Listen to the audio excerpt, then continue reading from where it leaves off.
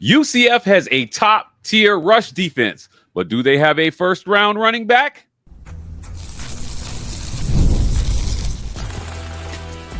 You are Locked On UCF, your daily podcast on the UCF Knights, part of the Locked On Podcast Network, your team every day. Welcome on in to Locked On UCF, your daily UCF podcast. I'm your host, Mike G, and thank you so much for making Locked On UCF your first listen of every day. Today's show is brought to you by our friends at Game Time, where you can get tickets to games. We'll talk about them later, but if you're looking for games, visit our friends at Game Time. What time is it, Andrew? Game time. And it's time to talk. It's time to talk about this UCF Rush defense. Before we started recording, we talked a little bit about that defensive line. Lee Hunter leads the way. He was a guy that I think followed Gus from Auburn to UCF. He's done really well this year. All those guys have graded out really well. They're second in the Big 12, allowing only 115 yards per game. This defensive line has showed up in the run game. Well, not only that, just look at the changes that have happened during the year. And I can't stress enough, replacing Ted Roof with Addison Williams was an amazingly smart move. Yeah, they needed it. It was needed to happen. Well, here's the thing. You brought in Ted Roof to teach Addison Williams, stuff about being defensive coordinator. He was defensive coordinator in 2023 and struggled in some areas. Mm-hmm. Well, even though Roof's product on the field wasn't the greatest, the change that happened in Addison Williams from that year to now has been huge. So you almost have to chalk this up as kind of a sunk cost. Because now you have a defensive coordinator that's come in that has a lot more, a little more worldly as far as his experience in looking at the defense as a whole. You talk about not only the rush defense, which has been fantastic. You said 150 yards a game. They gave up in 2 games total 104 combined. Yeah, rush yards. I mean that's absolutely huge. 5 with Arizona. 99 with Arizona State. Granted, Cam Scattaboo didn't play, but you deal with what's in front of you. Yeah. You got to play who's out there. You play with what's out there. Other than Iowa State and BYU, which are 2 of the best teams that UCF has played, where their running game just kind of went roughshod on the Knights. The most they gave up was 130 yards to Florida. So you talk about that average. That average is skewed up from those 2 games, which were the best 2 teams UCF's played all year. You look at everything else, they did a really solid job, even before Roof got let go, at managing the run game. They weren't creating sacks on the pass game, but you know what? They at least kept the run game out and made teams more one-dimensional against UCF. And I think that needs to be noticed. When you look at their Pro Football Focus grades, there's almost everybody on this line has a grade of 75.5 or higher. And if you're not used to looking at these grades, Andrew, if you're our listener, you don't know if that's good or not. That's good.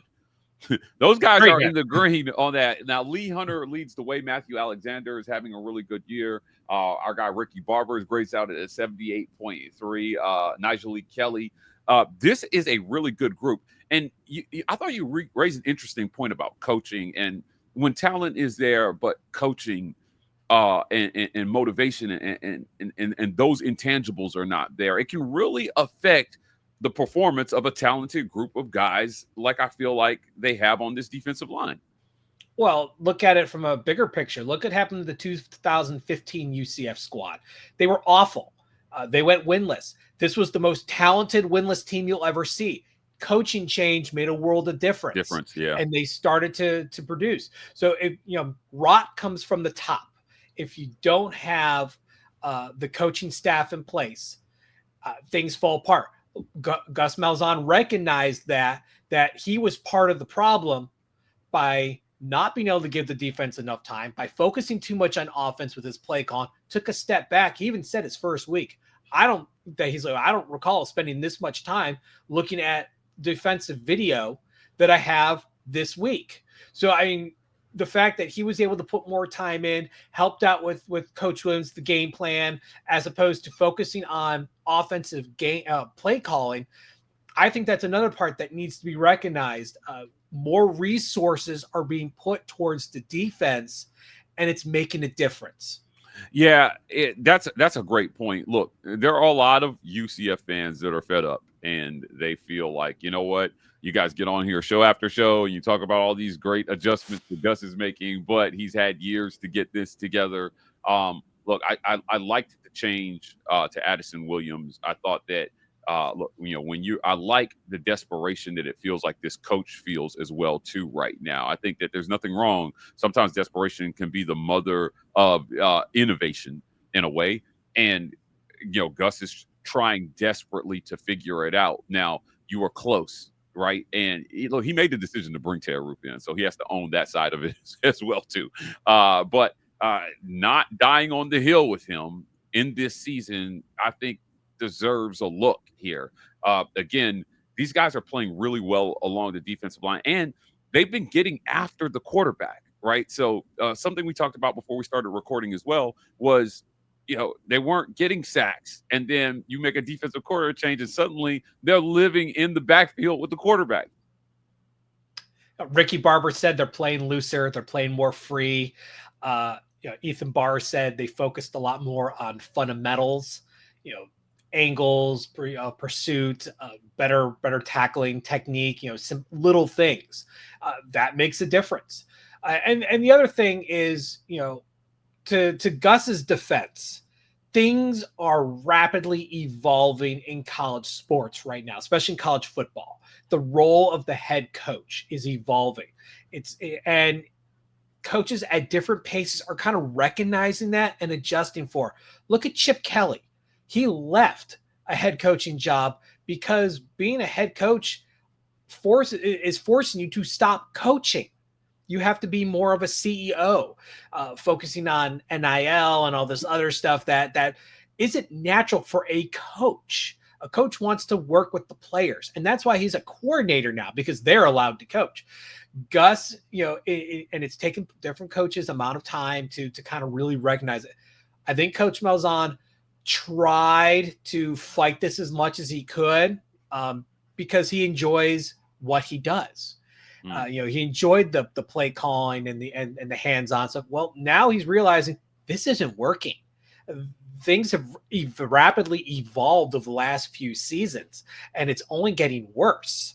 So now he's finally right. Well, it's that 5 stages of acceptance, and and he's hit that 5th stage. He's accepted reality. Yeah.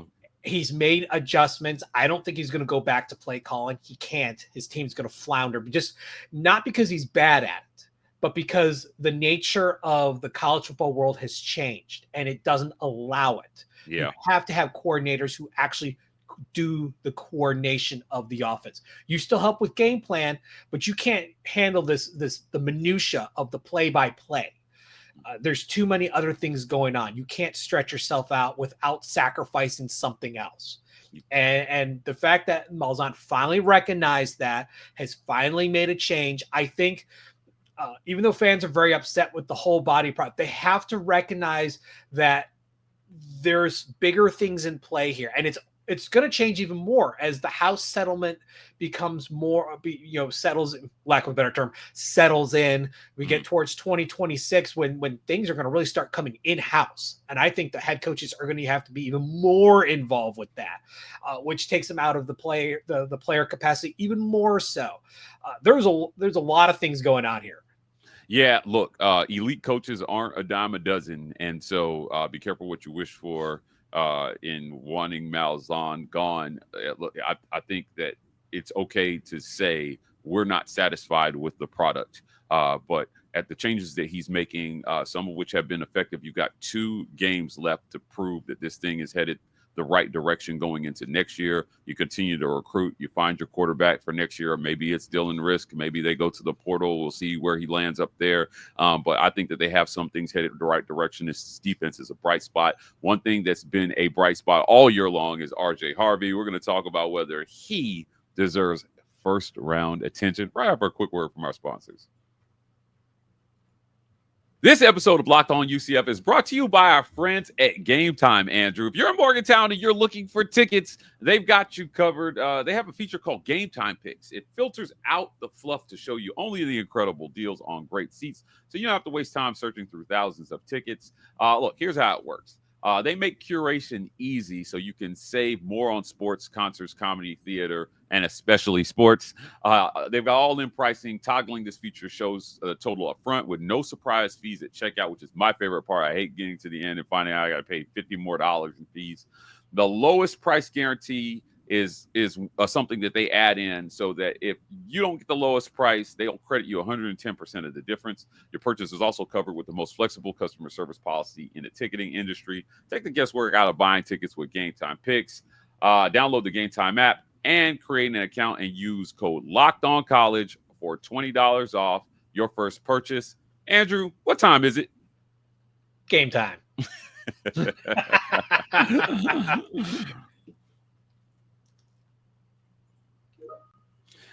We talk about this week after week. RJ Harvey is a monster, but running backs they've declined in value in the NFL draft over the years. A lot of teams are doing running back by committee. You're seeing very few running backs being chosen very high in the draft these last few years. Is RJ Harvey a first round back? Now, I think Genty is showing his whole behind this year. I think he's got 1,700 yards rushing.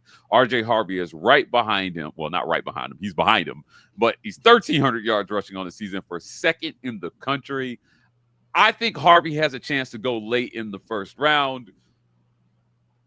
Andrew, I do not. No, what? No, not at all. Okay, not even close. I think RJ Harvey is going to be late day 2 at the best, and that's if he has a very strong combine. I think day 3 is a lot more realistic. Here's the truth: RJ Harvey is an amazing running back, but he's a terrible blocker. His Pro Football Focus pass blocking numbers are not good. On the season, it's 33.7. That includes a 10 against Florida, a 15.6 against BYU. He's not a pass blocking running back, and you need to be the full package if you're going to get drafted that high. That's where Genty excels. He is a good blocker. The numbers support that. So Harvey's a little undersized, but there's a number of good undersized backs in this draft. There's a role for that in the NFL. Yeah, there is a role, but you still have to be able to you don't have to worry about run blocking so much, as that smaller running back, but you need to be able to pass block. It's a must. You can't just be a one-trick pony. And that's where RJ is going to have to figure it out. Either he puts some weight on, he works with a specialist to learn better technique. But this is definitely where he's not good, and that's really hurting his draft stock. I think what might help his draft stock is he's an underrated pass catcher. And he can catch balls out of the backfield and make things happen. So far on the season, averaging 15.3 yards per reception. I wish they would use him more in the pass game, honestly. But there's a role for that. I wonder how NFL GMs will look at it. You make your point about pass blocking is absolutely valid. I think that's probably what keeps young running backs off the field more than anything is the inability to pick up blocking schemes and get their quarterback killed.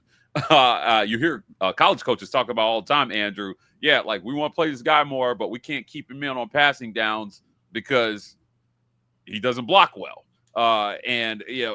Hopefully he's getting that feedback now and working on that part of his game headed into the draft. Well, I mean, the last game that he did against Arizona State was one of his best. In fact, the last 2 have been like his best 2 games of the season. Mm-hmm. There was one play where there was a player coming into the backfield. He got in the way, got blown up, but he bought enough time for Rizk to go make a play. Unfortunately, as an undersized running back, that's going to happen. But he put himself square in sight and was able to make that block. I've seen him. He missed a number of blocks, throughout the year. Again, it's something that's fixable, but I don't think it'll be fixed in time for the draft. I think he's going to have to kind of live with the numbers at this point. If he can surprise a bit at the combine with some of his physical stuff, I think that'll help. But I think this is a very deep running back class. Very, very deep. So I think day 3 is very realistic. Day 3, huh? Okay. Well, remember, day 3 is still round 4. Okay. So I mean, it's being a 4th round pick's not a bad thing. It's not like you're Mr. Irrelevant. The problem is how deep this draft is. I mean, you have a slew of talent. If a guy like Trayvon Henderson is viewed like maybe 10th or 12th overall, that's a deep class. Yeah. I'll tell you this. It's a victim of circumstance. Yeah, his combine performance, I think, will be of note this year because you can really raise your stock, at the combine if you can show off the speed and the athleticism that they like to see, especially from the running back position. Again, they've devalued this in the draft a lot. Running back has one of the shortest lifespans of any position in the NFL. You take a ton of hits. They've learned that if you cannot do it by committee, if you have 2 or 3 guys that can do the job, you're playing with fire. I would almost say there are very few like bell cow backs in modern football. Particularly in the NFL. So you don't see a lot of guys getting those high carries like you've seen. Where does RJ Harvey fit? I think it's going to be interesting to see where he lands. Where will UCF land over the last 2 games? We're going to talk about that right after a quick word from our sponsors. This episode of Locked On UCF is brought to you by our friends at FanDuel, America's #1 sportsbook, Andrew. Look, we talked about this yesterday. UCF is a hard bet right now. You feel like they should win and they should cover, and then they don't. And it's, what do you think? What's the opening line here for do we have lines yet on West Virginia? Not yet, but I'll tell you one thing. You got to be worried. Bye never loses. Yeah, the bye does not lose. The bye does not lose. Right now, UCF, like ESPN's matchup predictor, is giving UCF a 52% chance to win. Every week, man, they recognize the potential of this team, and these spreads have been super close. A lot of them have been pick-ems. But look, no matter what side of the line you decide to bet on, please do it with our friends at FanDuel. Go check them out. You'll get started with $200 in bonus bets guaranteed when you place your first $5 bet. That's FanDuel.com. Andrew, West Virginia and Utah to close the season. Can Gus do it? Can he pull this off? Can he go 2-0 to finish the season, make a bowl game, and possibly win a bowl game to finish above 500 on the season? Technically, yes. I mean, I don't know. Will he do it? I don't know if he pissed off Murphy's wife or something, but Murphy's Law has just been having its way with UCF this year, finding weird ways to lose games. Against Arizona State, weird way to lose games. You have the punt block, you have the kickoff return that went literally nowhere, and then the pick 6 right after that. I mean, these are a strange sequence. The whole Iowa State game, some weird sequences that happened that somehow managed to allow UCF to snatch defeat from the jaws of victory. And as someone from Cleveland, I understand this is an art. There is an art to snatching defeat from the jaws of victory, and this is nothing short of a beautiful tragedy. But yeah. I think there is an opportunity to right the ship against, West Virginia in Morgantown. Not an easy place to play, but even though West Virginia has a winning record at the moment, they're a very unpredictable team that also wants to get rid of their head coach. Fans. Utah is a team that is just full of failure to launch as far as expectations. This is a program that seems to be starting to mail it in a little bit. I mean, granted, against BYU, that's the rivalry game. Weird things happen at rivalry games. You got to take that with a grain of salt. Yeah. Take that game out. This is a team that's kind of given up. Yeah. And I think that is an opportunity for UCF to win that final game on Black Friday, but they got to take care of business in Morgantown and stop doing these stupid mistakes. running the fumbling a kick and then not sure what to do and then running it out, that's a stupid mistake, and it cost UCF greatly. That probably cost them the game. If you stayed in the end zone, just take a knee or whatever, even if it was a safety, it would have at least allowed UCF to play in with a different degree of momentum going to Arizona State side. The scoreboard would still be in their favor. UCF did score the first touchdown the second half. That would have made it a 2-score game. It would have changed the dynamics of the game altogether, and it would have changed the game plan of what Arizona State did, because they would start panicking earlier. And I think that would have played to UCF's hands. So they got to do, take care of get your brain in focus. Stop the false starts. It's all mental. Get your head in the game. Lots to play for over the last 2 games of the season. I like the idea of a win on Black Friday. Make Black Friday Golden Black Friday and get the win and bring it home for UCF fans. Andrew, before we get out of here, tell people where they can find you.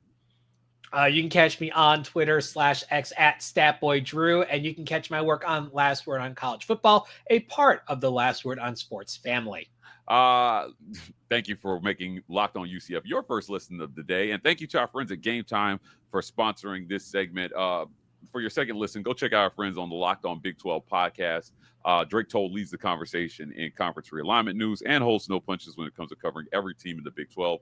Find Locked On Big 12 on YouTube or wherever you listen to your podcasts. You can find us back here tomorrow with more Locked On UCF.